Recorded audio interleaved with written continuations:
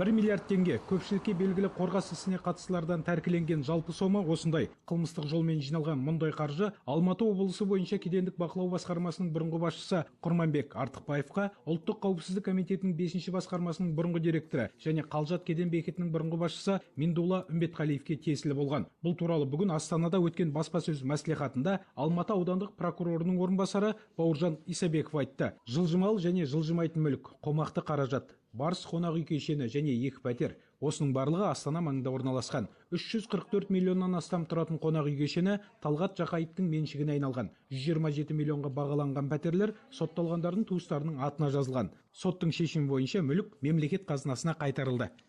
Әділет департаментіне 18 атқару парағы түскен болатын. Сол 18 атқару парағының ішінде ерекше атап өтуге болатындығы бұл Барыс қонақ үй кешенінің және де Артықбаев пен Үмбетқалиевтің Астана қаласының орталығында орналасқан 2-4 бөлмелі пәтерді тәркілеуге қатысты